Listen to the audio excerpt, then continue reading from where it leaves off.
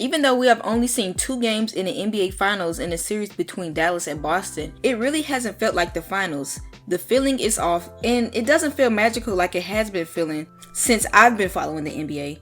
And there are a few reasons why that same aura is gone. And this is mainly due to the presentation from the NBA and ESPN/ABC themselves. And you can really argue that their presentation has been on a decline since YouTube TV has gotten into the mix. It doesn't feel authentic, instead it feels commercialized. They completely sucked out all the life from the finals logo, and we had to beg to get the script logo until they hit us with the "here nigga dang." Look at this compared to this.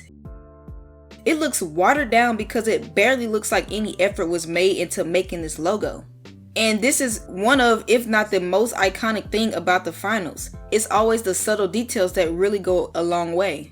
This is the same thing with the court. It looks like a regular season court. The Larry O'Brien is nowhere to be found. Having them trophies on them rim stanchions is not enough. But there's an abundance of ads from YouTube TV. There should be absolutely no reason that the in-season tournament courts have more get-up than the courts for the NBA Finals. Having a trophy inside the logo on half court, number 1, made for some really iconic photos, and number 2, made it really feel special. Made it feel special like each game matters. Even having the finals logo on the sidelines of the court would improve greatly. I don't care about them funky projections. Next is probably has the greatest impact on presentation to me is the music. The old playoff theme really captured the atmosphere of the finals. And ever since ESPN changed the music and the logos and the scoreboards themselves, something we'll get into later, timeouts really just don't feel the same. And it's the fact that the ESPN theme is the same for the regular season and the postseason. There's no differential, at least in that department. A little while ago, there was a thread on Twitter that mentioned this because you could actually feel the intensity of the game with the highlights that you just saw. Back-to-back dagger threes by LeBron James, the best player in the land. That's good defense, but better offense. Mama, there goes that man. Hearing the iconic "Mama, there goes that man" again is something that can never be replicated. And on top of not having a specific finals theme, losing Mark Jackson and Van Gundy really hurt.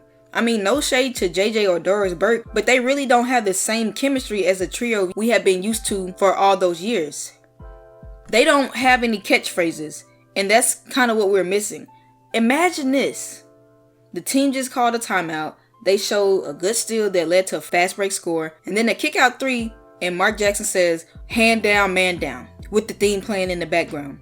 Because this type of engagement is gone. The next issue is the scoreboard because it's boring. And this is really on ESPN because of the rebrand. No reason for the conference finals to have a better presentation than this. Where's the goal? Act like this is a championship game or a series. Because this is really not enough for the finals. I don't know, highlight each team in gold or something. Have a gold scoreboard. Can we at least get, the team logo? Just make it feel special. I don't know. And the YouTube TV logo on the scoreboard sure isn't helping either. Next are the fans wearing the t-shirts in the arena. Game 2, Celtics, wear your shirts. Wear the shirts for the fans. Give the arena some type of atmosphere. Looking at the crowds during the 2010s playoffs really made it feel like home court advantage. Like the fans gave their team +10 attributes for playing at home. Seeing an arena full of yellow or blue made it feel like a dogfight for the road team. And there should be no reason that a first round matchup has more atmosphere than the finals. Let's just care a little bit more. Let's just show a little bit more effort. And then the jersey combinations need to be better. Bring back the original jersey matchups and stop wearing white on the road. I'ma preach that until I can't talk no more. Like, have some type of tradition to follow. Somebody mentioned online that the Celtics would not wear their green jerseys at least for the first 4 games of the finals. And this is one of the most historic franchises, and they aren't going to wear their colors that they are known for. This is like the Lakers not wearing gold. And this really goes along with the jersey combinations that don't make sense. And speaking of the jerseys, why move the finals patch to the back of the jersey? Like, I really don't get it. What was that?